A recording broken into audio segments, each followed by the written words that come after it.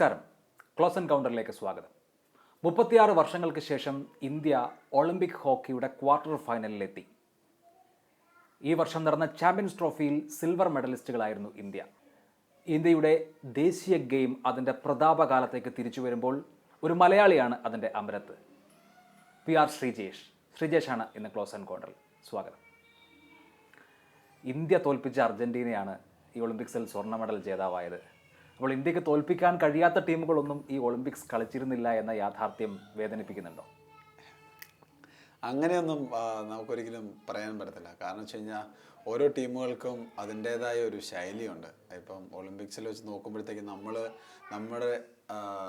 നമ്മളെ തോൽപ്പിച്ച ജർമ്മനിയും അല്ലെങ്കിൽ ഹോളണ്ടിൻ്റെയും കൂടെ അർജൻറ്റീന ഡ്രോ ആയിരുന്നു.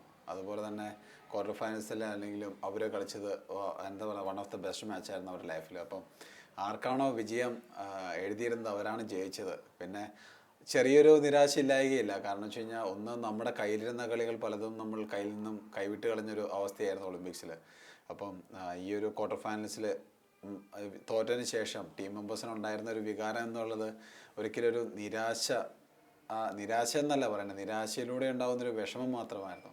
ക്വാർട്ടർ ഫൈനലിൽ ഇന്ത്യ ആദ്യം ലീഡ് നേടുന്നു. ആദ്യത്തെ ക്വാർട്ടറിൽ പെനാൽറ്റി താങ്കൾ സേവ് ചെയ്യുന്നു. പക്ഷേ മൂന്നാമത്തെ ക്വാർട്ടർ എത്തുമ്പോഴേക്ക് മത്സരം കൈവിട്ടു പോകുന്ന അവസ്ഥയാണ് ഉണ്ടായത്. ഇന്ത്യയെ സംബന്ധിച്ച് ആദ്യത്തെ 2 ക്വാർട്ടറുകളിൽ കളിക്കുന്ന കളി അവസാനത്തെ 2 ക്വാർട്ടറിൽ കളിക്കാൻ പറ്റുന്നില്ല എന്നുള്ളത് മാനസികമായ ആത്മവിശ്വാസക്കുറവിൻ്റെ പ്രശ്നമാണോ അതോ ശാരീരിക ക്ഷമതയുടെ പ്രശ്നമാണോ? അതൊന്നുമല്ല. ശരിക്കും പറഞ്ഞു കഴിഞ്ഞാൽ കളി എപ്പോഴും ആദ്യത്തെ സെക്കൻഡ് മുതൽ അവസാന സെക്കൻഡ് വരെയാണ്. അപ്പോൾ ഒരിക്കലും നമുക്ക് ആദ്യത്തെ ഹാഫ് നന്നായി കളിച്ചു, രണ്ടാമത്തെ ഹാഫ് കളിച്ചില്ല എന്നൊരിക്കലും പറയാൻ പറ്റത്തില്ല. ആര് ഗോളടിക്കുന്നുവോ അവരാണ് ജയിക്കുന്നത്. ആദ്യത്തെ ക്വാർട്ടർ ഫൈനൽസിൽ സ്പെഷ്യലി പറയുകയാണെങ്കിൽ ഒരു പക്ഷേ പലപ്പോഴും അതൊരു ആർക്കും പറഞ്ഞറിയിക്കാൻ പറ്റാത്തൊരു പ്രഷറാണ്. കാരണം ഒളിമ്പിക്സ് ഗെയിംസ് എന്ന് പറയുന്നത് ക്വാർട്ടർ ഫൈനൽ മുതലാണ് ശരിക്കും ഒളിമ്പിക്സ് തുടങ്ങുന്നത്. കാരണം അവിടെ നിന്നാണ് ഒരു നോക്കൗട്ട് സ്റ്റേജ് സ്റ്റാർട്ടാകുന്നത്. അവിടെയാണ് ഈ ലോകം മൊത്തം നമ്മൾ ഉറ്റുനോക്കുന്നത്. അപ്പം അങ്ങനെ വരുമ്പോഴത്തേക്കും പ്ലെയേഴ്സിൻ്റെ മേളിൽ അറിയാണ്ട് തന്നെ ഒരു പ്രഷർ ആ ഒരു സിറ്റുവേഷനിൽ ഉണ്ടാകും. അപ്പോൾ ആരാണോ ആ ഒരു പ്രഷറിനെ അതിജീവിക്കുന്നത് അവർക്കായിരിക്കും ആ ഒരു മുൻതൂക്കം കിട്ടുന്നത്. എന്നെ സംബന്ധിച്ചിടത്തോളം Belgium team one of the best ടീമായിരുന്നു ഈ ഒരു ഒളിമ്പിക്സിൽ. അവരുടെ ലീഗ് റൗണ്ടിലാണെങ്കിലും 5 കളിയിൽ 4 ജയിച്ചിട്ടാണ് അവർ ക്വാർട്ടർ ഫൈനലിലേക്ക് വന്നത്. പക്ഷേ നമുക്ക് ആ ഒരു അഡ്വാൻറ്റേജ് ഒരു ഗെയിമിൽ, അതായത് ക്വാർട്ടർ ഫൈനൽ ഉണ്ടായിരുന്ന അഡ്വാൻറ്റേജ്, നമ്മൾ ആദ്യത്തെ ഒരു ഹാഫിൽ 1-0 ലീഡിലായിരുന്നു. അതിനുശേഷം ഒത്തിരി അറ്റാക്ക് ഉണ്ടെങ്കിലും നമുക്കതൊരു ഗോളായിട്ട് കൺവേർട്ട് ചെയ്യാൻ പറ്റിയിട്ടില്ല. ഇന്നത്തെ മോഡേൺ ഹോക്കിയിൽ ഏറ്റവും കൂടുതൽ വേണ്ടത് ഒരു ഗോൾ അടിച്ചതിന് ശേഷം രണ്ടാമത്തെ ഒരു ഗോൾ അപ്പോൾ തന്നെ അടിക്കുക, അല്ലെങ്കിൽ അവരെ കൂടുതൽ പ്രഷർ ചെയ്തിട്ട് അവരുടെ മിസ്റ്റേക്കിൽ മുതലെടുത്ത് വീണ്ടും ഒരു ഗോൾ അടിക്കുക എന്നുള്ളതാണ്. അതിന് നമ്മളെ കൊണ്ട് സാധിച്ചില്ല. സാധാരണയായിട്ട് ബെൽജിയം പോലുള്ളൊരു ടീമിന് നമ്മൾ കൂടുതൽ സമയം കൊടുക്കുമ്പോൾ അവരുടെ കൂടുതൽ ഇമ്പ്രൂവ് ആക്കിക്കൊണ്ട് വരികയും പിന്നെ നമ്മുടെ മിസ്റ്റേക്കുകൾ മുതലെടുക്കുകയാണ് ചെയ്യുന്നത്. നമ്മൾ കൺസിഡർ ചെയ്ത 3 ഗോളും നമ്മുടെ മിസ്റ്റേക്കിൽ നിന്ന് തന്നെ ഉണ്ടായതായിരുന്നു. ആദ്യത്തെ ഹാഫ് കഴിഞ്ഞ് ചെറിയ ഇടവേളയിലേക്ക് പോകുമ്പോൾ അഡ്വാൻറ്റേജ് ആണ്. 30 മിനിറ്റ് കൂടി അതിജീവിച്ചാൽ ഒളിമ്പിക്സിൻ്റെ സെമിയിലാണ്. ആ ഘട്ടത്തിൽ ആ സമയത്ത് എന്താണ് തോന്നിയത്? ശരിക്കും ഒരുപക്ഷെ എനിക്ക് തോന്നുന്നു എല്ലാ പ്ലേയേഴ്സിൻ്റെ മനസ്സിലുണ്ടായിരുന്നത് എങ്ങനെയെങ്കിലും 30 മിനിറ്റ് പിടിച്ചു നിൽക്കുക, അല്ലെങ്കിൽ ഡിഫൻസിലേക്ക് കൂടുതൽ ഡിഫൻസായിട്ട് മാറുക എന്നുള്ളൊരു രീതിയായിരുന്നു. ഓട്ടോമാറ്റിക്കലി അത് ഗെയിമിനിടയ്ക്കും അത് വിസിബിൾ ആയിരുന്നു. കോച്ച് പറഞ്ഞൊരു കാര്യം, നമുക്ക് ഡിഫൻസ് അല്ല കൂടുതലും അറ്റാക്കിലേക്ക് കോൺസെൻട്രേറ്റ് ചെയ്യണം. കാരണം ഡിഫൻസ് ചെയ്ത് 30 മിനിറ്റ് പിടിച്ചു നിൽക്കുക എന്നുള്ളത് വളരെ ബുദ്ധിമുട്ടായിട്ടുള്ളൊരു കാര്യമാണ് ഇന്നത്തെ മോഡേൺ ഹോക്കിയിൽ. ജർമ്മനിയായിട്ടുള്ള മാച്ച് അതിനൊരു ഉത്തമ ഉദാഹരണമാണ്. കാരണം 1-1 ഒരു കളി അവസാനം 3 സെക്കൻഡിലാണ് നമ്മൾ തോൽക്കുന്നത്. അപ്പം ഒരിക്കലും നമുക്ക് ഒരു ഗോളിൻ്റെ പുറത്ത് ഡിഫൻസ് ചെയ്ത് നിൽക്കുക എന്നുള്ളത് വളരെ ബുദ്ധിമുട്ടുള്ളതായിട്ടൊരു കാര്യമാണ്. നമ്മളൊരു ഗോൾ കൺസീഡ് ചെയ്തതിന് ശേഷം, അതായത് ബെൽജിയമായിട്ട് ഒരു ഗോൾ കൺസീഡ് ചെയ്തതിന് ശേഷം നമ്മൾ കുറച്ച് അറ്റാക്ക് ചെയ്തെങ്കിലും വീണ്ടും ഒരു മിസ്റ്റേക്കിലൂടെ വീണ്ടും ഒരു ഗോളാവുകയും ചെയ്യുന്നത്.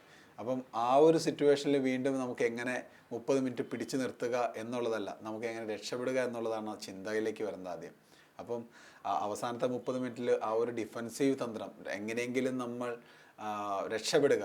കോച്ച് പറഞ്ഞ ഒരു കാര്യം ഉണ്ടായിരുന്നു, ഈ ഒളിമ്പിക്സിൽ ഇന്ത്യയുടെ ശത്രു ഇന്ത്യ തന്നെയാണ്. കാരണം നമ്മുടെ മാനസികമായിട്ടുള്ള പല കാര്യങ്ങളും, അല്ലെങ്കിൽ നമ്മുടെ ഇന്ത്യൻ പ്ലെയേഴ്സിന് പറ്റുന്ന പല പ്രശ്നങ്ങളുമാണ് അന്ന് ക്വാർട്ടർ ഫൈനലിൽ സംഭവിച്ചത്.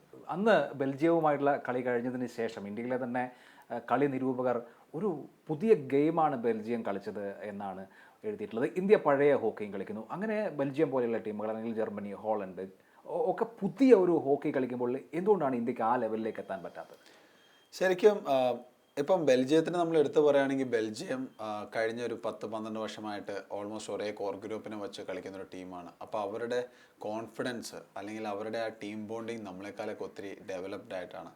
രണ്ടാമത്തെ കാര്യം ഞാൻ പറഞ്ഞില്ലേ, ആ ഒരു മാനസിക ആ ഒരു പ്രഷർ, ആ ഒരു പ്രഷറിനെ എങ്ങനെ ഹാൻഡിൽ ചെയ്യുക, അത് എപ്പോഴും എക്സ്പീരിയൻസിലൂടെ പറ്റത്തുള്ളൂ. 2012 നമ്മൾ ഏറ്റവും അവസാന സ്ഥാനത്തായിരുന്നു. ഇന്ത്യയുടെ ദേശീയ ഗെയിമാണ് ഹോക്കി. അത് നാണക്കേട്, നാഷണൽ ഷെയിം എന്ന് വിശേഷിപ്പിച്ച ഒരു ഘട്ടത്തിൽ നിന്ന് ക്വാർട്ടർ ഫൈനൽ വരെ എത്തി. അതിന് മുൻപുള്ള ടൂർണമെൻറ്റുകളിൽ മികച്ച പ്രകടനം കാഴ്ചവെച്ചു.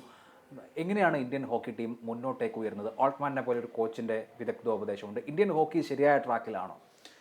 ശരിക്കും പറഞ്ഞാൽ ഇന്ത്യൻ ഹോക്കിയുടെ എന്താ പറയുക, ഇപ്പോഴത്തെ രീതി നല്ലൊരു രീതി തന്നെയാണ് പോകുന്നത്. അല്ലെങ്കിൽ ഇപ്പോഴത്തെ ഒരു ഡെവലപ്മെൻറ്റ് നല്ലൊരു രീതിയിലാണെന്ന് വേണമെങ്കിൽ പറയാം. ഒരു പക്ഷേ ഓൾട്ട്മാൻ്റെ എൻട്രി ആസ് എന്താ ഹൈ പെർഫോമൻസ് ഡയറക്ടറായിട്ട് ഒരു ലെവൽ വരെ ഇന്ത്യൻ ഹോക്കിയെ സഹായിച്ചിട്ടുണ്ട്. പക്ഷേ ഇന്ത്യൻ ഹോക്കിയെ ഡെവലപ്പ് ചെയ്യണമെങ്കിൽ എപ്പോഴും നമുക്ക് ഗ്രാസ് റൂട്ടിൽ നിന്ന് വേണം അതിനെക്കുറിച്ച് ചിന്തിക്കാൻ.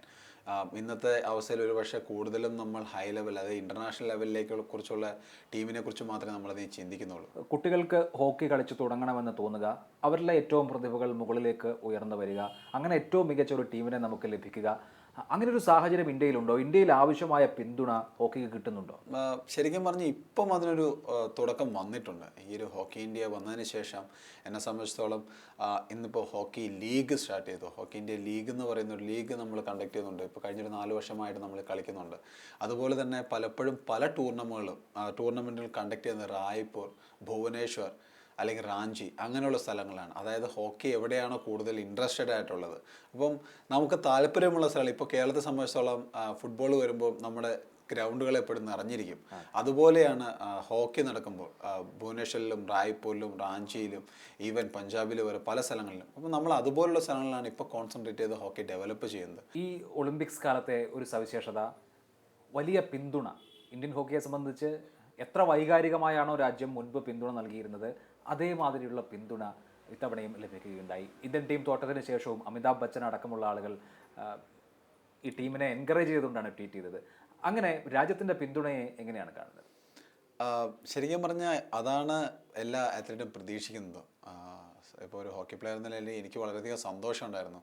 തോറ്റു കഴിഞ്ഞിട്ടാണെങ്കിലും നന്നായി കളിച്ചു, ഒരവസരമുണ്ടെങ്കിൽ ഇനി നിങ്ങൾക്ക് ഉറപ്പായിട്ടും വിജയിക്കാൻ പറ്റുമെന്നൊരു പിന്തുണ. കാരണം നമ്മുടെ നാട്ടിലുള്ള കണ്ടുവരുന്ന ഒരു രീതി എന്ന് പറയുമ്പോൾ ജയിക്കുന്നവരെ പൊക്കി പറയുകയും തോക്കുന്നവരെ ചവിട്ടിത്താത്തുകയും അല്ലെങ്കിൽ ഒത്തിരി മാനസികമായിട്ട് വിഷമുണ്ടാകുന്ന രീതിയിലാണ് പലപ്പോഴും ബിഹേവിയർ വരുന്നത്. പക്ഷേ അമിതാഭ് ബച്ചൻ അടക്കം പലരും ഈവൻ എന്താ പറയുന്നത് പല റിപ്പോർട്ടേഴ്സും നമുക്ക് ഇന്ത്യയിൽ ഫേമസ് ആയിട്ടുള്ളവർ പലരും എനിക്ക് പേഴ്സണലായിട്ട് വരെ മെസ്സേജ് അയച്ചു. അമിതാഭ് ബച്ചൻ ട്വിറ്റ് ചെയ്ത് അപ്പം ഇങ്ങനൊരു അവസരത്തിൽ എനിക്ക് തോന്നുന്നു ഇതൊരു കുട്ടികൾക്ക് ഫേസ് ചെയ്യാൻ, അതായത് ഈ ഒരു തോൽവിയെ ഫേസ് ചെയ്യാൻ പഠിപ്പിക്കുകയാണ് ചെയ്യുന്നത്. കാരണം തോറ്റു കഴിഞ്ഞാൽ എല്ലാവർക്കും ഒളിച്ചോടാനാണ് താല്പര്യം. ആരെയും കാണാതെ, ആരോടും സംസാരിക്കാതെ, സ്വന്തം കുറച്ചതിൽ നിന്ന് ഒളിച്ചു മാറി ആ ഒരു വിഷമം മറക്കുന്നത് വരെ ഒന്ന് മാറി നടക്കാനാണ് എല്ലാവരും ആഗ്രഹിക്കുന്നത്. പക്ഷേ എല്ലാവരുടെയും സപ്പോർട്ട് കിട്ടുമ്പോൾ നമുക്ക് എല്ലാവരെയും കാണാനും എല്ലാവരും ഫേസ് ചെയ്യാനും ഓരോരും മറുപടി പറയാനും കഴിയും. കാരണം ഇപ്പം നോക്കുവാണെങ്കിൽ ഈ ഒരു ഒളിമ്പിക് സ്ക്വാഡ്, അതായത് 120 പേര് പോയതിൽ 2 പേർക്ക് മാത്രമേ മെഡലുള്ളൂ. ഇപ്പം നമ്മൾ നോക്കുവാണെങ്കിൽ ആ 2 പേര് മാത്രം തനിയെ മാറി നിന്നിട്ട് ബാക്കി എല്ലാവരെയും എന്താ പറയുന്നത് നമ്മളൊരുമാതിരി പഴി ചാരും. അപ്പോൾ നാളെയാണെങ്കിലും ഒരു കുട്ടി ഒരു സ്പോർട്സ് ഏറ്റെടുക്കണമെന്ന് വിചാരിക്കുമ്പോൾ അവൻ ആദ്യം വരേണ്ടത് ഞാൻ തോറ്റു കഴിഞ്ഞാൽ എനിക്കും ഇതുപോലത്തെ ഒരു ട്രീറ്റ്മെൻ്റ് ആയിരിക്കുമല്ല കിട്ടുന്നത്. നമ്മൾ പലപ്പോഴും പല രാജ്യങ്ങളിൽ നിന്നും പഠിക്കേണ്ട കാര്യം അതാണ്. ഹോളണ്ട് ആണെങ്കിലും ഓസ്ട്രേലിയ ആണെങ്കിലും അവർ എയർപോർട്ടിൽ തന്നെ അവർക്കൊരു സ്വീകരണമാണ് ഏർപ്പെടുന്നത്. അവർ ഒരേ ഫ്ലൈറ്റിൽ പോയി ഇറങ്ങിക്കഴിഞ്ഞാൽ അവരുടെ ഫ്ലൈറ്റിൽ നിന്ന് താഴത്ത് ഇറങ്ങുമ്പോൾ മുതൽ അവരെ ഒരു എന്താ പറയുന്നത് റെഡ് കാർപ്പറ്റ് വിരിച്ച് അവരൊരു സ്റ്റേജിലേക്കാണ് കൊണ്ടുവരുന്നത്. അവിടെ എല്ലാവർക്കും ഒരു വെൽക്കം ഉണ്ട്. അതായത് നിങ്ങൾ ഞങ്ങളുടെ രാജ്യത്തെ അഭിമാനമാണ്, ഒളിമ്പിക്സിൽ പോയല്ലോ, പോയി വന്ന നിങ്ങൾക്ക് ഞങ്ങളുടെ ഒരു സന്തോഷം നിറഞ്ഞൊരു ആദരണം എന്ന് പറഞ്ഞ അല്ലെങ്കിൽ ഒരു ആദരവെന്ന് പറഞ്ഞ രീതിയിൽ അവരൊരു സ്വീകരണം കൊടുത്തിട്ടാണ് അവർ രാജ്യത്തിലേക്ക് സ്വീകരിക്കുന്നത്. അല്ല, ആ സമീപനം, ആ ട്രീറ്റ്മെൻറ്റ് ഇന്ത്യയിലും കിട്ടുന്നില്ലേ? ശരിക്കും പറഞ്ഞു കഴിഞ്ഞാൽ പലർക്കും കിട്ടുന്നുണ്ടെന്ന് എനിക്ക് അറിഞ്ഞുകൂടാ. ഇത്തവണ ഞങ്ങൾ ഹോക്കി ടീം വരുമ്പോഴത്തേക്കും അവിടെ മാധ്യമപ്രവർത്തനം ഉണ്ടായിരുന്നു, ഞങ്ങളുടെ ഹോക്കി ടീമിൻ്റെ പ്രതിനിധികളുണ്ടായിരുന്നു, ഹോക്കി ഇന്ത്യയുടെ അസോസിയേഷൻ്റെ. അവിടെ നിന്ന് ഞങ്ങൾ ഹോട്ടലിൽ പോയി, അതിനുശേഷം ഇപ്പോൾ ഇന്ത്യയിൽ വന്നു. ഇന്നലെ എയർപോർട്ടിൽ വന്നപ്പോൾ അത്യാവശ്യം എൻ്റെ ഫാമിലീസും കുറച്ച് ആളുകളും ഇവിടെ ഉണ്ടായിരുന്നു. ശരിക്കും പറഞ്ഞു കഴിഞ്ഞാൽ അങ്ങനെയാണോ ചെയ്യേണ്ടത്? അതാണ് നമ്മൾ ചിന്തിക്കേണ്ടത്. ഇപ്പം ഒരു രാജ്യത്തിനെ പ്രതിനിധീകരിച്ച് ഒളിമ്പിക്സിൽ പോവുക എന്നുള്ളത് ഒരുപക്ഷെ ഒരു സാധാരണക്കാരന് മനസ്സിലായില്ലെങ്കിലും സ്പോർട്സ് ഒരിക്കലെങ്കിലും ചെയ്തിട്ടൊരു വ്യക്തിക്ക് അറിയാൻ പറ്റും. കാരണം 4 വർഷം കൂടുമ്പോൾ നടക്കുന്ന ഒരു എന്താ പറയുന്ന ഒരു ലോകത്തിലെ ഒരു ഉത്സവമാണ് ഒളിമ്പിക്സ്. ആ ഒളിമ്പിക്സിലേക്ക് യോഗ്യത നേടുക എന്നുള്ളത് തന്നെ ഒരു വലിയൊരു അഭിമാനമായിട്ടുള്ള ഒരു കാര്യമാണ് ഏതൊരു സ്പോർട്സ് പേഴ്സണും. അപ്പം അവിടെ പങ്കെടുത്ത് വരുന്ന ഒരാൾക്ക് നീ മെഡൽ കൊണ്ടുവന്നില്ല എന്ന് ചീത്ത പറയുന്നതിനേക്കാളും നീ അവിടെ വരെ എത്തിയല്ലോ എന്ന് പറഞ്ഞ് നമ്മൾ എന്താ പറയുന്നത് അവരെ പ്രോത്സാഹിപ്പിക്കുകയാണ് ചെയ്യേണ്ടത്. കാരണം ഒരു സാധാരണക്കാരൻ ഒരിക്കലും എത്തിപ്പെടാനോ അല്ലെങ്കിൽ സ്വപ്നം കാണാൻ പറ്റാത്ത ഒരിടമാണ് ഒളിമ്പിക്സ്. ലോകതലത്തിൽ നോക്കൂ, പിയേഴ്സ് മോർഗനെ പോലെയുള്ള മാധ്യമ പ്രവർത്തകർ തന്നെ ഇന്ത്യയിലേക്ക് നോക്കി അത്ഭുതപ്പെടുകയാണ്. ആകെ 2 മെഡലാണ് അവർക്ക് കിട്ടിയത്, അതും തോറ്റ മെഡൽ, അതായത് സ്വർണ്ണ മെഡൽ അല്ല. എന്നിട്ടും അവർ ഇങ്ങനെയൊക്കെ ആഘോഷിക്കുകയാണ്. 130 കോടി ജനങ്ങളുള്ള ഒരു രാജ്യത്ത് ആകെ കിട്ടിയ 2 മെഡലിൻ്റെ പേരിൽ ഇങ്ങനെ ആഘോഷിക്കേണ്ടതുണ്ടോ എന്നാണ് മറ്റു രാജ്യത്തുള്ള ആളുകൾ ചോദിക്കുന്നത്. ശരിക്കും പറഞ്ഞാൽ അതിനൊരു മറുപടി സേവാങ് കൊടുത്തിരുന്നു അപ്പം തന്നെ. കാരണം വെച്ചാൽ അദ്ദേഹം പറഞ്ഞത് ചെറിയൊരു സന്തോഷമാണെങ്കിലും ഞങ്ങൾ ഒന്നിച്ചാണ് ആഘോഷിക്കുന്നത്, അതാണ് നമ്മുടെ ഇന്ത്യൻ കൾച്ചറും. പക്ഷേ ഇങ്ങനെയുള്ള ചോദ്യങ്ങൾ ഉയരുമ്പോഴാണ് നമ്മൾ എവിടെയാണ് പാളുന്നത്, അല്ലെങ്കിൽ നമുക്ക് എവിടെയാണ് വളരേണ്ടതെന്ന് നമ്മുടെ ഗവൺമെൻറ്റോ അല്ലെങ്കിൽ നമ്മുടെ സ്പോർട്സിനെ പ്രൊമോട്ട് ചെയ്യുന്ന പല അക്കാഡമീസോ അല്ലെങ്കിൽ ഏതാണെങ്കിലും ചിന്തിക്കേണ്ടത്. നമുക്ക് എന്തുകൊണ്ട് പറ്റുന്നില്ല, അല്ലെങ്കിൽ നമുക്ക് എവിടെയാണ് പ്രശ്നങ്ങൾ ഉണ്ടാകുന്നത്. ഇത് ശരിക്കും നമ്മുടെ നാട്ടിൽ നടക്കുന്നത് എപ്പോഴാണെന്ന് വെച്ചാൽ ഒളിമ്പിക്സ് കഴിയുമ്പോൾ നമ്മളൊരു 2 ആഴ്ച ചിന്തിക്കും എന്താണ് നമുക്ക് അടുത്ത ചെയ്യേണ്ടത്. ഇതിനുശേഷം ഇതിനെക്കുറിച്ചൊരു ചിന്തയോ അല്ലെങ്കിൽ ഇതിനെക്കുറിച്ചൊരു ഫോളോ അപ്പോ അല്ലെങ്കിൽ അടുത്ത ഒളിമ്പിക്സിന് വേണ്ടി ഒരു തയ്യാറെടുപ്പ് ഒരിക്കലും ഉണ്ടാകാറില്ല. ഇനി എപ്പോഴും ഇതിനെക്കുറിച്ച് ചിന്തിക്കുന്നത് 2020 ടോക്കിയോ ഒളിമ്പിക്സിന് ഒരു മാസം മുമ്പായിരിക്കും പല ടോക്സും സ്റ്റാർട്ട് ചെയ്യുന്നത്. അതായത് ടോക്കിയോയിൽ എത്ര മെഡൽ വരും, ആരൊക്കെയാണ് മെഡൽ കണ്ടത്, കുറേ പ്രതീക്ഷകൾ. ഒരു മാസം കൊണ്ട് നമ്മളൊരു പ്രതീക്ഷ കെട്ടിപ്പടുത്തുകയാണ്. ഒളിമ്പിക്സ് കഴിയുമ്പോൾ വീണ്ടും നമ്മളെ പ്രതീക്ഷകൾ നഷ്ടപ്പെട്ടല്ലോ എന്ന് പറഞ്ഞ് പരിതപിക്കും. നമുക്ക് എപ്പോഴും വേണ്ടത് ഒരു മുൻകാഴ്ചയാണ്. അതായത് 2020 എന്നുള്ളതിനേക്കാളും 2024 എന്ത് ചെയ്യാൻ പറ്റും, 2028 നമുക്ക് എങ്ങനെ കണ്ടക്ട് ചെയ്യാൻ പറ്റും, അല്ലെങ്കിൽ എത്ര അത്ലറ്റിക്സിനെ നമ്മൾ ഡെവലപ്പ് ചെയ്യണം. അതിനെ ഉറ്റുനോക്കിക്കൊണ്ട് നമ്മൾ ഇപ്പോഴേ എന്താ പറയുന്നത് വർക്ക് ചെയ്യണം. അല്ല, ആസൂത്രണത്തിൻ്റെ പോരായ്മ ഉണ്ടായിരിക്കും. പക്ഷേ ഇന്ത്യയേക്കാൾ ദരിദ്ര രാജ്യങ്ങളിൽ നിന്നുള്ള, നമ്മുടെ അത്ര അടിസ്ഥാന സൗകര്യങ്ങളില്ലാത്ത രാജ്യങ്ങളിൽ നിന്നുള്ള അത്ലറ്റുകൾക്ക് ഇന്ത്യൻ അത്ലറ്റുകളെക്കാൾ, ഇന്ത്യൻ താരങ്ങളെക്കാൾ മികച്ച രീതിയിൽ പെർഫോം ചെയ്യാൻ കഴിയുകയും ഇന്ത്യയെ സംബന്ധിച്ച് ഇത്തവണ ഏറ്റവും വലിയ കണ്ടിൻജൻ്റ് ആയിരുന്നു പോയത്. എന്നിട്ടും കഴിഞ്ഞ തവണത്തേക്കാൾ നിരാശാജനകമായ വിധത്തിൽ 2 മെഡലുമായി തിരികെ വരികയും ചെയ്യുന്ന സാഹചര്യം കൂടിയില്ലേ? ശരിക്കും പറഞ്ഞു കഴിഞ്ഞാൽ നമ്മളെക്കാളും ദരിദ്രരായിട്ടുള്ള രാജ്യങ്ങളിൽ നിന്ന് വരുന്നവർ അവരെ എങ്ങനെയാണ് വരുന്നത്, ഒരുപക്ഷെ അവിടെ നിന്ന് വരുന്നവർ പലരും മെഡൽ കണ്ടന്റ് തന്നെയാണ്. ഇപ്പോൾ കെനിയ നോക്കുവാണെങ്കിൽ അവർ ക്രോസ് കൺട്രി ലോങ് ഡിസ്റ്റൻസിൽ അവരാണ് ഇപ്പോഴും രാജ്യം ഭരിച്ചുകൊണ്ടിരിക്കുന്നതെന്ന് വേണമെങ്കിൽ പറയാം. ഈ ലോകം ഭരിച്ചുകൊണ്ടിരിക്കുന്ന അവർ തന്നെയാണ്. അതുപോലെ തന്നെ പല രാജ്യക്കാർക്കും അവരുടേതായ ഒരു ക്വാളിറ്റീസ് വരുന്നുണ്ട്. ചൈനീസ് ഇപ്പം ഇൻഡോർ ഈവൻസിൽ അവർ ഒത്തിരിയായിട്ട് ഡോമിനേറ്റ് ചെയ്യുന്നവരാണ്. അല്ലെങ്കിൽ അമേരിക്കൻസ് നോക്കുവാണെങ്കിൽ ട്രാക്ക് ആൻഡ് ഫീൽഡ് ഈവൻസിൽ അവർ ഒത്തിരി ഡോമിനേറ്റ് ചെയ്യുന്നവരാണ്. ഇപ്പം ഫീൽഡ് ഹോക്കിയിൽ നോക്കുവാണെങ്കിൽ ഓസ്ട്രേലിയ പോലെ ടീമുകളായിരുന്നു. പക്ഷേ ഇത്തവണ നമുക്ക് പുതിയ 2 ആദ്യമായിട്ട് ഫൈനൽസിൽ വന്ന ഒരു അർജൻറ്റീനയും ഒരു ബെൽജിയത്തെയും കിട്ടുന്നുണ്ട്.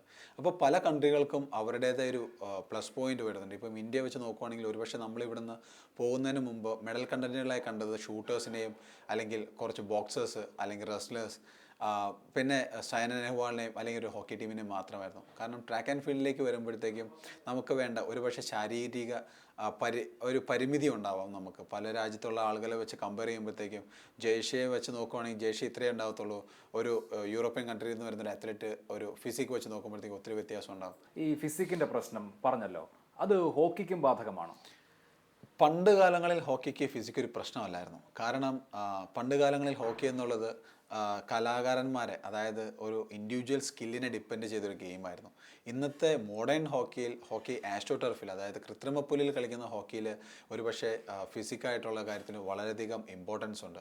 ജർമ്മൻസിനെയും ഇന്ത്യൻ ഹോക്കി ടീമിനെയും കമ്പയർ ചെയ്യുമ്പോൾ ഇന്ത്യൻ ഹോക്കി ടീമിൻ്റെ ഒരു പ്ലെയർക്ക് നമ്മുടെ എന്താ പറയുന്നത് ഒരു ആവറേജ് വെയിറ്റ് എന്ന് പറയുന്നത് 68 മുതൽ 70 ആയിരിക്കും. പക്ഷേ ഒരു ജർമ്മൻ ടീമിൻ്റെ ആവറേജ് ബോഡി വെയിറ്റ് എന്ന് പറയുമ്പോൾ 80 മുതൽ 85 വരെ ആയിരിക്കും. അപ്പം ഒരു ബോഡി കോണ്ടാക്ട് ചെയ്ത് കളിക്കുമ്പോൾ മറ്റു പ്ലെയർ അപ്ലൈ ചെയ്യുന്ന പവർ ഒരുപക്ഷെ നമ്മളെ കൊണ്ട് റെസിസ്റ്റ് ചെയ്യാൻ ബുദ്ധിമുട്ടായിരിക്കും. അത് പലയിടങ്ങളിലും നമുക്കൊരു വിനയായിട്ട് വരാൻ ചാൻസ് ഉണ്ട്. കാരണം അതായത് ജർമ്മൻ ഡിഫൻസിനകത്ത് നമ്മൾ അറ്റാക്ക് ചെയ്യുമ്പോൾ അവരുടെ ബോഡി പാർട്ടിൽ നിന്ന് വരുന്ന പുഷ് റെസിസ്റ്റ് ചെയ്തുകൊണ്ട് അവരെ തള്ളി മാറ്റി ബോൾ നേടാനുള്ള ഒരു ബുദ്ധിമുട്ട് പലപ്പോഴും നമ്മുടെ ഫോർവേഡ്സിന് വരാറുണ്ട്. ഉറപ്പായിട്ടും ഇന്നത്തെ കാലത്ത് എന്നെ സംബന്ധിച്ചിടത്തോളം ഫിസിക്കൽ ഗെയിമിന് വളരെയധികം ഇമ്പോർട്ടൻ്റ് ഉള്ളതുകൊണ്ട് ഇത് പലയിടങ്ങളിലും ഈ ഒരു ശാരീരിക പരിമിതികൾ നമ്മളെ പലയിടത്തും തളർത്താറുണ്ട്. ധ്യാൻചന്ദ് കളിച്ച ഹോക്കി അല്ല ഇപ്പോഴത്തെ ഹോക്കി. ഒരിക്കലും നമുക്ക് ധ്യാൻചന്ദിനെയും ശ്രീജേഷിന്റെ കാലഘട്ടത്തെയും കമ്പയർ ചെയ്യാൻ പറ്റില്ല. ഹോക്കി ഒരു പവർ ഗെയിമായി മാറി, ഹോക്കി ഒരു ഫിസിക്കൽ ഗെയിമായി മാറി. ഇന്ത്യയുടെ പിന്നോട്ട് പോക്ക് ഈ ഹോക്കിയുടെ രൂപപരിണാമവുമായി ബന്ധപ്പെട്ടത് കൂടിയല്ലേ? ഉറപ്പായിട്ടും. കാരണം പണ്ടൊരു കാലത്ത് ഒരു കുട്ടി ജനിച്ച് അദ്ദേഹം ഹോക്കി കളിച്ച് തുടങ്ങുന്നത് ഗ്രാസ് ഗ്രൗണ്ടിലാണ്, അല്ലെങ്കിൽ ചട്ട് ഗ്രൗണ്ടിലായിരിക്കാം. നാഷണൽ ലെവലിൽ കളിക്കുന്നതും ഇൻ്റർനാഷണലിൽ കളിക്കുന്നതും അതേ ഗ്രൗണ്ടിൽ തന്നെയാണ്. അപ്പോൾ ഒരേ ഗ്രൗണ്ടിൽ കളിക്കുന്ന ഒരാൾക്ക് ബുദ്ധിമുട്ടുകൾ ഉണ്ടാവത്തില്ല. ഇന്നത്തെ കാലത്തെന്ന് പറയുമ്പം അതായത് ഞാൻ പറയുമ്പം എന്താ പറയുന്നത്, ടൈപ്പ് റൈറ്റിംഗ് യുഗവും ലാപ്ടോപ്പിൻ്റെ യുഗവും. അതായത് ടൈപ്പ് റൈറ്റ് കളിച്ചിട്ടുണ്ട്, ടൈപ്പ് റൈറ്റിൽ വർക്ക് ചെയ്യുന്ന ഒരാൾക്ക് ഒരു സുപ്രഭാതത്തിൽ ലാപ്ടോപ്പ് ഹാൻഡിൽ ചെയ്യാൻ പറഞ്ഞാൽ ബുദ്ധിമുട്ടായിരിക്കും. അതുപോലെ തന്നെയാണ് ഹോക്കിയും. അന്ന് ഇന്ത്യയെ കളിച്ചിരുന്ന ഗ്രാസിലുള്ള കളിയും ഇന്ന് ആസ്ട്രോ ടർഫിൽ കളിക്കുന്ന കളിയും തമ്മിൽ ആകാശവും ഭൂമിയും തമ്മിലുള്ള വ്യത്യാസമുണ്ട്. കാരണം ഗ്രാസിൽ കളിക്കുമ്പോൾ നമുക്ക് അധികം ബോഡി സ്ട്രെങ്തിൻ്റെ ആവശ്യമില്ല. പല മസിൽ പാർട്ടുകളും സ്പെഷ്യലായിട്ട് സ്പെസിഫൈ, അതായതിപ്പം ആസ്ട്രോ ടർഫിൽ കളിക്കുമ്പോൾ നമുക്ക് ഹാംസ്ട്രിങ്ങും ലോവർ ബാക്കും വളരെയധികം പവർഫുള്ളായിരിക്കണം. പിന്നെ അതുപോലെ തന്നെ കളിക്കുന്ന രീതി വ്യത്യാസമുണ്ട്. പിന്നെ rules and regulations Europeans astro turf introduce ചെയ്തതിന് ശേഷം അതിൽ അപ്ലൈ ചെയ്തിരിക്കുന്ന പല റൂൾസും യൂറോപ്യൻ ശരീരഘടനകൾ അല്ലെങ്കിൽ അവരുടെ ഗെയിം സ്റ്റൈലിനെ സപ്പോർട്ട് ചെയ്തുകൊണ്ടുള്ളതാണ്. അത് പലപ്പോഴും നമ്മുടെ ഇന്ത്യൻ ഇൻഡിവിജ്വൽ സ്കിൽഫുൾ ഗെയിമിന് എഫക്റ്റീവ് അല്ല. അപ്പോഴും ഇന്ത്യ ലോകത്തെ 6ാം നമ്പർ ഹോക്കി ടീമാണ്. ഇന്ത്യക്ക് ഒളിമ്പിക്സിൽ ഇത്രയും നല്ല പെർഫോമൻസ് കാഴ്ചവെക്കാൻ സാധിക്കുകയും ചെയ്തു. താങ്കളുടെ ഇൻഡിവിജ്വൽ പെർഫോമൻസിനെ, ഗോളി എന്നുള്ള നിലയിലുള്ള പെർഫോമൻസിനെ ഒരുപാട് അഭിനന്ദനങ്ങൾ ഇപ്പോൾ കിട്ടിയിട്ടുണ്ട്. ഈ ഒളിമ്പിക്സിൽ താങ്കൾക്ക് തൃപ്തിയുള്ള പെർഫോമൻസ് ആണോ?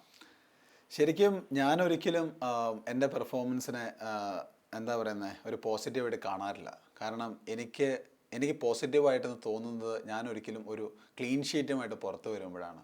അപ്പം എന്നെ സംബന്ധിച്ച് ഇത്തവണത്തെ കളിയിൽ സേവുകൾ ചെയ്തെങ്കിലും ഒരു ഗോൾ കീപ്പർ എപ്പോഴും പറയുന്നൊരു കാര്യം, സേവുകൾ ഒരിക്കലും കൗണ്ട് ചെയ്യപ്പെടത്തില്ല. അതായത് ഗോളുകളുടെ എണ്ണം മാത്രമാണ് റിസൾട്ടിൽ അല്ലെങ്കിൽ സ്കോർ ബോർഡിൽ വരുന്നത്. തീർച്ചയായും സ്കോർ ബോർഡിൽ അത്രേ വരുള്ളൂ. പക്ഷേ കളി ആഴത്തിൽ വിശകലനം ചെയ്യുന്ന ആളുകൾ ഒരു ഓവറോൾ പെർഫോമൻസ് വിലയിരുത്തുമല്ലോ. ആകെ ഇപ്പോൾ ഈ ഒളിമ്പിക്സിൽ പെനാൽറ്റി കോർണറുകൾ സേവ് ചെയ്തത് കാര്യമാവട്ടെ, അല്ലെങ്കിൽ ഗോളാണെന്ന് ഉറപ്പിക്കുന്ന ഫീൽഡ് അറ്റംപ്റ്റുകൾ സേവ് ചെയ്യുന്ന കാര്യത്തിലാകട്ടെ, അക്കാര്യത്തിൽ പൂർണ്ണ തൃപ്തിയില്ല എന്നാണോ? ശരിക്കും പറഞ്ഞാൽ സന്തോഷമുണ്ട്. പല സന്ദർഭങ്ങളിൽ ടീമിനൊരു ജീവിതം തിരിച്ചു കൊടുക്കാൻ പറ്റിയതിൽ ഒരു സന്തോഷമുണ്ട്. പക്ഷേ എന്നെക്കൊണ്ട് ഇനിയും ചെയ്യാൻ പറ്റുമായിരുന്നല്ലോ എന്നൊരു ചിന്ത വരുമ്പോഴാണ് പലപ്പോഴും നമുക്ക് ആ സന്തോഷം ഒരു സങ്കടത്തിലേക്ക് വഴിമാറുന്നത്. കാരണം പോകുന്നത് ഒരു പക്ഷേ നമ്മുടെ തോളിൽ ആ ഒരു ഭാരം വെച്ചുകൊണ്ടായിരിക്കാം. ടീമിനെ കൊണ്ടുവരണം, വിജയത്തിലേക്ക് നയിക്കണം, അല്ലെങ്കിൽ ടീമിനെ ജയിക്കുമ്പോൾ അതിലൊരു മെയിൻ പില്ലറായിട്ട് പുറകെ നിൽക്കണം എന്നൊരാഗ്രഹം കൊണ്ടാണ് എപ്പോഴും നമ്മൾ ഏതൊരു ടൂർണമെൻറ്റിലും പോകുന്നത്. അപ്പോൾ ഇങ്ങനത്തെ ഒരു അവസ്ഥ, അതായത് ഒളിമ്പിക്സ് പോലൊരു ഈവൻസിലും പലപ്പോഴും ചില സമയങ്ങളിൽ തോന്നിയിട്ടുണ്ട്, ദൈവമേ ഞാൻ ഇത്രയും ചെയ്തിട്ട് ടീമിനൊന്നും ചെയ്യാൻ പറ്റുന്നില്ലല്ലോ, അല്ലെങ്കിൽ നമ്മൾ പുറകിൽ ഇത്രയും ജീവൻ കൊടുത്ത് സേവ് ചെയ്തിട്ട് മുമ്പിലൊരു ഗോളാകുന്നില്ലല്ലോ. അപ്പോൾ ഒരു ചെറിയൊരു നിരാശയും ചെറിയൊരു വിഷമവും വരും. അതിൻ്റെ കാരണം എന്താണ്? ഒരു ഉദാഹരണത്തിന് നെതർലൻഡ്സിനെതിരെയുള്ള കളി എടുത്താൽ അവസാന മിനിറ്റുകളിൽ 5 പെനാൽറ്റി കോർണറുകൾ സമ്പാദിക്കാൻ സാധിച്ചു, പക്ഷെ ഒന്നുപോലും കൺവേർട്ട് ചെയ്യാൻ സാധിച്ചിട്ടില്ല. ഇന്ത്യയിൽ ഇപ്പോഴും ഇന്ത്യൻ ടീമിനെ സംബന്ധിച്ച് പെനാൽറ്റി കോർണറുകൾ കൺവേർട്ട് ചെയ്യുന്ന കാര്യത്തിലൊക്കെ പരമ്പരാഗതമായുള്ള എല്ലാ ദൗർബല്യങ്ങളും അതേപടി തുടരുകയാണോ? ശരിക്കും പറഞ്ഞാൽ അല്ല. ഇന്ന് നമുക്കുള്ളത് എന്താ പറയുന്നത്, വേൾഡിലെ one of the best penalty corner batteries ആണ്. അതെന്ന് വെച്ച് കഴിഞ്ഞാൽ രഘുനാഥ് ആണെങ്കിലും റുപീന്ദർ പാൽ സിംഗ് ആണെങ്കിലും, അല്ലെങ്കിൽ ഇപ്പോൾ ഹർമൺ ജൂനിയർ പ്ലെയർ ആണ്, അദ്ദേഹമാണെങ്കിലും ഒത്തിരി നല്ല അറ്റാക്കേഴ്സാണുള്ളത്. പക്ഷേ ചിന്തിക്കേണ്ട ഒരു കാര്യം, അവസാന മരണനിമിഷങ്ങളിൽ എപ്പോഴും അഡ്വാൻറ്റേജ് ഡിഫൻസിനാണ് പോകുന്നത്. കാരണം നമുക്ക് വേണ്ടത് ഒരു ഗോളാണ്, അവർക്ക് വേണ്ടതൊരു ഫൗളും. അതുകൊണ്ടാണ് പല സന്ദർഭങ്ങളിലും ആ ഒരു പ്രഷർ സിറ്റുവേഷൻ വരുമ്പോൾ ഒരു സെൽഫായിട്ടൊരു ഡിസിഷൻ എടുക്കാൻ നമുക്ക് വരുന്ന പ്രശ്നം, അല്ലെങ്കിൽ നമുക്കത് ഒരു തീരുമാനമെടുത്ത് അത് എക്സിക്യൂട്ട് ചെയ്യാനുള്ള ഒരു കഴിവ് കുറവ്, അത് പലപ്പോഴും നമ്മുടെ ഇന്നത്തെ ഗെയിമിൽ പലയിടത്തും എഫക്റ്റ് ചെയ്യുന്നുണ്ട്. ജർമ്മനിക്കെതിരായുള്ള മത്സരത്തിൽ 3 സെക്കൻഡ് ബാക്കി നിൽക്കുമ്പോഴാണ് ഒരു ഗോൾ വീണത്. അങ്ങനെ അല്ലായിരുന്നെങ്കിൽ മത്സരം സമനിലയാണ്. ഇന്ത്യയെ സംബന്ധിച്ച് ഉണ്ടാകുന്ന ആത്മവിശ്വാസവും വളരെ വലുതാണ്. ഈ പ്രഷർ സിറ്റുവേഷനിലാണോ ആ ഗോൾ? ശരിക്കും പ്രഷർ സിറ്റുവേഷനിലാണോ, ഒരുപക്ഷെ ഒരു എന്താ പറയുക ഒരു അവയർനെസ്സിൻ്റെ കുറവാണോ എന്ന് എനിക്ക് പലപ്പോഴും തോന്നിയിട്ടുണ്ട്. കാരണം ചില കാര്യങ്ങൾ നമ്മുടെ ഒരു മനസ്സിലാക്കാത്ത രീതിയിലാണ് പലപ്പോഴും നമ്മൾ ഗ്രൗണ്ടിനകത്ത് പെരുമാറാറ്. അതായത് ആ ഒരു ഗോൾ ഒരിക്കലും പ്രതീക്ഷിക്കാത്ത, അല്ലെങ്കിൽ കളി തീർന്നല്ലോ എന്ന് ആശ്വസിക്കുന്ന ഒരു സമയത്തായിരിക്കും ആ ഒരു ഗോള് കയറുന്നത്. എന്നെ സംബന്ധിച്ചിടത്തോളം ജർമ്മനി ആ ഒരു ടൂർണമെൻറ്റിൽ 3 ഗോള് ഇതുപോലെ തന്നെ അടിച്ചു. ഒന്ന് നമുക്കെതിരെയും ഇന്നൊന്ന് അർജൻറ്റീനയ്ക്കെതിരെയും, അവസാനം ക്വാർട്ടർ ഫൈനൽസിൽ ന്യൂസിലാൻഡിനെതിരെയും. അപ്പം ഈ ഒരു ടൂർണമെൻറ്റിൽ നമ്മൾ പഠിക്കേണ്ട ഒരു കാര്യം അതാണ്. കളി തുടങ്ങുന്ന സെക്കൻഡ് മുതൽ അതിൽ നമുക്ക് കളിക്കേണ്ടത് വിസിൽ ടു വിസിലാണ്. ആദ്യ വിസിൽ മുതൽ അവസാന വിസിൽ വരെ. അർജൻറ്റീനയുമായുള്ള മത്സരത്തിലെ അവസാന ക്വാർട്ടറിൽ കണ്ടുകൊണ്ടിരിക്കുന്ന ആളുകൾക്ക് അർജൻറ്റീന ഇപ്പോൾ ഗോളടിക്കും എന്ന് തോന്നിക്കുന്ന നിമിഷങ്ങളായിരുന്നു. പക്ഷേ ആ 15 മിനിറ്റ് താങ്കൾ അത്യുജ്വലമായി അതിജീവിച്ചു. സാധാരണഗതിയിൽ ഇങ്ങനെയുള്ള സിറ്റുവേഷനിൽ ഇന്ത്യ തോക്കാറാണ്, അല്ലെങ്കിൽ ഗോൾ വഴങ്ങാറാണ് പതിവ്. അന്ന് എന്താണ് സംഭവിച്ചത്? ഞാൻ ഒരു ഗോൾ കീപ്പറിന് എപ്പോഴും ഇമ്പോർട്ടൻ്റ് എക്സ്പീരിയൻസ് ആണ്. ഒരു ഗോൾ കീപ്പർ ശരിക്കും പറഞ്ഞാൽ നമ്മൾ പറയുന്ന ഒരു പഴകിയ വീഞ്ഞു പോലെയാണ്. എത്ര പഴകും തോറും അതിൻ്റെ ടേസ്റ്റ് കൂടുന്നു പറയുന്ന പോലെ. എന്നെ സംബന്ധിച്ചുള്ള എക്സ്പീരിയൻസ് ആയിരിക്കാം അന്നത്തെ ഒരു ധൈര്യം കിട്ടാനുള്ള മെയിനായിട്ടുള്ള കാരണം. കാരണം ഇത്രയും കാലം കളിക്കുന്ന സന്ദർഭങ്ങളിൽ ആ ഒരു പ്രഷർ സിറ്റുവേഷനെ ഹാൻഡിൽ ചെയ്യാനും, അല്ലെങ്കിൽ അതിനെ ഒന്ന് ചിരിച്ചുകൊണ്ട് ഒരു സേവ് ചെയ്ത് കഴിഞ്ഞാൽ ഒന്ന് ചിരിക്കാൻ ഒരു ധൈര്യം കിട്ടുന്നത് എപ്പോഴും എക്സ്പീരിയൻസ് കൊണ്ടാണ്. അന്ന് എന്നെ സംബന്ധിച്ചോളം അതൊരു ഇമ്പോർട്ടൻറ്റ് മാച്ച് കൂടിയായിരുന്നു. കാരണം നമ്മുടെ ആ ഒരു ഒളിമ്പിക്സ് ജേർണിയിൽ ഒരു ടേൺ ഓവർ ആയിരുന്നു അത്. അന്നത്തെ ആ ഒരു ദിവസത്തെ മാച്ച് തോറ്റിരുന്നെങ്കിൽ പിന്നെ അടുത്ത് വരുന്ന 2 മാച്ചുകളും നമുക്ക് ഒത്തിരി ടെൻഷൻ തന്നേനെ. പക്ഷെ എന്നെ സംബന്ധിച്ചോളം അന്ന് ചെയ്ത പല സേവുകൾക്കും രജനീകാന്ത് പറഞ്ഞതുപോലെ എൻ്റെ ഒരു സേവിന് 100 സേവിൻ്റെ വിലയുണ്ടെന്ന് പറഞ്ഞ പോലെയായിരുന്നു. ഇതേപോലെയുള്ള സമ്മർദ്ദ നിമിഷങ്ങളിൽ, ഉദാഹരണത്തിന് ഏഷ്യൻ ഗെയിംസിൻ്റെ ഫൈനൽ പാകിസ്ഥാനുമായി മത്സരിക്കുന്നു, താങ്കൾ 2 പെനാൽറ്റികൾ സേവ് ചെയ്യുന്നു, ഇന്ത്യ ജയിക്കുന്നു. വളരെ വൈകാരിക നിമിഷമാണല്ലോ. കരിയറിനെ എടുത്തു നോക്കിയാൽ അങ്ങനെ ഏറ്റവും മികച്ചത് എന്ന് പറയാവുന്ന മുഹൂർത്തങ്ങൾ ഏതാണ്? ശരിക്കും പറഞ്ഞു കഴിഞ്ഞാൽ എൻ്റെ ഏറ്റവും നല്ല മുഹൂർത്തങ്ങളെല്ലാം പാകിസ്ഥാൻ എഗനിസ്റ്റാണ്. 2011 ഏഷ്യൻ ചാമ്പ്യൻസ് ട്രോഫി, 2014 എന്താ പറയുന്നത് ഏഷ്യൻ ഗെയിംസിൻ്റെ ഫൈനൽസ്. പക്ഷേ ഈ ഗെയിമുകൾക്കുള്ളൊരു പ്രത്യേകത ഒരു പക്ഷേ ജയിച്ചു എന്നുള്ളത് മാത്രമല്ല, കളിച്ചത് പാകിസ്ഥാനിൻ്റെ എതിരെ കൂടെയാണല്ലോ എന്നതിൻ്റെ സന്തോഷം കൂടി ഉണ്ടാകും. ഒരു ഗോളിയെ സംബന്ധിച്ച് അയാൾ നടത്തുന്ന 1000 സേവുകൾ കണ്ടില്ലെങ്കിലും അയാൾ വരുത്തുന്ന ഒരു പിഴവ് ഒരുപക്ഷെ അയാളെ ഒരു ദുരന്ത നായകനാക്കി മാറ്റിയേക്കാം. അത് ഹോക്കിയിൽ മാത്രമല്ല, സമാനമായ ഫുട്ബോൾ അടക്കമുള്ള എല്ലാ ഗെയിമിലും അങ്ങനെയാണ്. ആ തോന്നൽ കളിക്കാൻ ഇറങ്ങുമ്പോൾ ഉണ്ടാകാറുണ്ടോ? ശരിക്കും പറഞ്ഞാൽ ആ തോന്നൽ കാലങ്ങൾ നമ്മളെ പഠിപ്പിക്കുന്നതാണ്. അതായത് താൻ ചെയ്യുന്നത് നന്ദിയില്ലാത്തൊരു ജോലിയാണല്ലോ. കാരണം എവിടെയും വില്ലനായിട്ടുള്ളത് ഗോൾ കീപ്പറായിരിക്കും. ഒരു കളി ജയിക്കുന്ന 1-0 ഇപ്പം ഇന്ത്യയും ഏതൊരു ടീമുമായിട്ട് എടുത്തോ, നമ്മൾ 1-0 ജയിച്ച് കഴിയുമ്പോൾ ആദ്യം വരുന്ന ചോദ്യം ആരാ ഗോൾ അടിച്ചേ. അതേപോലെ തന്നെ ഇന്ത്യ 1-0 തോക്കുമ്പം ആരായിരുന്നു ഗോൾ കീപ്പർ. ശരിക്കും പറഞ്ഞു കഴിഞ്ഞാൽ ഒരു പിഴവ് അതെപ്പോഴും ഗോൾ കീപ്പറിൻ്റെ മേളിൽ വരുന്നത് പലപ്പോഴും ഗോളിൻ്റെ നമ്പർ അനുസരിച്ചാണ്. ആദ്യമേ ഞാൻ പറഞ്ഞില്ലേ, നമ്മൾ സ്റ്റാർ ആകുന്നത് എപ്പോഴും ഒന്നിൽ പെനാൽറ്റി ഷൂട്ട് ഔട്ട് വരണം. അവിടെയും 2 ഓപ്ഷനാണുള്ളത്. ഒന്ന് രാജ്യത്തിൻ്റെ ഏറ്റവും വലിയ നായകൻ, അല്ലെങ്കിൽ രാജ്യത്തിൻ്റെ ഒരു പടനായകൻ എന്ന് പറഞ്ഞ് നമ്മൾ നിർത്തും ഗോൾ കീപ്പർ. തോറ്റു കഴിഞ്ഞാൽ അതേ സ്ഥലം തന്നെ രാജ്യദ്രോഹിയായിട്ട് മാറും. നേരെ തിരിച്ച്. അപ്പം 0 ആവണമെങ്കിലും ഹീറോ ആവണമെങ്കിലും നമുക്ക് ഗോൾ കീപ്പേഴ്സിനെ പറ്റും. അതുകൊണ്ട് അറിയാം, ഒരു കളിക്കാൻ പോകുമ്പോഴാണെങ്കിലും നമുക്കറിയാവുന്നൊരു കാര്യമാണ്, നമുക്കൊരു സേവ് ചെയ്ത് കഴിഞ്ഞാൽ സെലിബ്രേറ്റ് ചെയ്യാൻ പറ്റത്തില്ല. കാരണം ഇന്ന് ഞാനിപ്പോൾ ഒരു സേവ് ചെയ്തിട്ട് ഞാൻ സെലിബ്രേറ്റ് ചെയ്യാണ്, അടുത്തൊരു ഗോളാകുമ്പോൾ പുറത്തിരിക്കുന്നവർ പറയും, ആദ്യം സേവ് ചെയ്തപ്പോൾ അവൻ വളരെ ചാട്ടമായിരുന്നു, കണ്ടോ അവൻ്റെ അഹങ്കാരം കണ്ടോ, രണ്ടാമത് ഇപ്പോൾ ഒരു ഗോൾ വാങ്ങി. പക്ഷേ ഒരു പ്ലെയർ ഒരു ഗോൾ അടിച്ച് അവർ ഗോൾ സെലിബ്രേറ്റ് ചെയ്ത് കഴിഞ്ഞിട്ട് വീണ്ടും ഒരു ബോൾ വെളിയിലടിച്ച് കഴിഞ്ഞാൽ പറയും, എന്ത് ഷോട്ടായിരുന്നു, മിസ്സായിപ്പോയി. അപ്പം അതാണ് ഒരു ഗോൾ കീപ്പറും ഒരു ഫീൽഡ് പ്ലെയറും തമ്മിലൊരു വ്യത്യാസം. ഇപ്പോഴത്തെ ഈ ഇന്ത്യൻ ടീമിൻ്റെ ഭാവിയെ താങ്കൾ എങ്ങനെയാണ് കാണുന്നത്? ഒരു കൺസിസ്റ്റൻസി ഈ പ്ലെയേഴ്സിന് കൊടുക്കുകയാണെങ്കിൽ ഉറപ്പായിട്ടും 2018 വേൾഡ് ചാമ്പ്യൻഷിപ്പിൽ എന്താ പറയുന്നത്, ആദ്യത്തെ 3 രാജ്യങ്ങളിൽ നമ്മൾ ഉറപ്പായിട്ടും ഫിനിഷ് ചെയ്യും. 2020 ഒളിമ്പിക്സ് വീണ്ടും ഏഷ്യയിലേക്ക് വരികയാണ്. ഹോക്കിയിലൂടെ ഇന്ത്യ ഒളിമ്പിക്സിൽ 80-ന് ശേഷം ഒരു മെഡൽ പ്രതീക്ഷിക്കുന്നതിൽ അർത്ഥമുണ്ടോ? എല്ലാ ഒളിമ്പിക്സിലും നമ്മൾ പ്രതീക്ഷകൾ കൊണ്ടാണ് പോകുന്നത്. പ്രതീക്ഷകളല്ല നമുക്ക് ആവശ്യം. പ്രതീക്ഷകളെക്കാളും നമുക്ക് വേണ്ടത് ആ പ്രതീക്ഷയെ യാഥാർത്ഥീകരിക്കാൻ എന്താണ് ചെയ്യേണ്ടതെന്നുള്ള ചിന്തയാണ്. ഇന്നു മുതലേ നമ്മൾ അതിനുവേണ്ടി ചിന്തിക്കണം, അതിനുവേണ്ടി പ്രയത്നിക്കണം. അപ്പോൾ മാത്രമാണ് ആ 2012 അല്ലെങ്കിൽ 2020 പ്രതീക്ഷ നമുക്ക് യാഥാർത്ഥ്യത്തിലേക്ക് മാറ്റാൻ പറ്റത്തുള്ളൂ. അധ്വാനിക്കേണ്ടതായിട്ട് വരും. ഒരിക്കലും ഒളിമ്പിക്സിലൊരു മെഡൽ എന്നുള്ളത് എന്താ പറയുന്നത് ഈസി ആയിട്ടുള്ളൊരു കാര്യമല്ല. അപ്പം ഇന്നു മുതലേ നമ്മൾ അതിനുവേണ്ടി സ്വപ്നം കണ്ടുകൊണ്ട് അതിനുവേണ്ടി യഥാർത്ഥമായിട്ട് കഠിനമായിട്ട് പരിശ്രമിക്കുകയാണെങ്കിൽ ഉറപ്പായിട്ടും ഹോക്കിയിൽ മാത്രമല്ല ഇന്ന് ഇന്ത്യക്ക് കഷ്ടമെന്ന് തോന്നുന്ന സ്വർണം അല്ലെങ്കിൽ ഒളിമ്പിക്സിലൊരു സ്വപ്നമെന്ന് തോന്നുന്ന സ്വർണം നമുക്ക് ഹോക്കിയിൽ മാത്രമല്ല ഏകദേശം ഒരു 10-20 ഈവൻസിൽ നമുക്ക് കൊണ്ടുവരാൻ പറ്റും. പക്ഷേ അതിനു വേണ്ടിയിട്ട് നമുക്ക് കൃത്യനിഷ്ഠയോടെയുള്ള പ്രാക്ടീസ്, അതിനു വേണ്ടിയിട്ടുള്ള പ്ലാനിങ്, അതിനു വേണ്ടിയിട്ടുള്ള സപ്പോർട്ട്, അതിനു വേണ്ടിയിട്ടുള്ള ഫെസിലിറ്റീസ് എല്ലാം കിട്ടുകയാണെങ്കിൽ ഉറപ്പായിട്ടും 20 നമുക്കൊരു എന്താ പറയുന്നത് ഒരു സ്വർണം കൊണ്ട് പൊതിയുന്ന ഒരു ഒളിമ്പിക്സ് ആക്കി മാറ്റാൻ പറ്റും. All the best. Thank you very much. Thank you.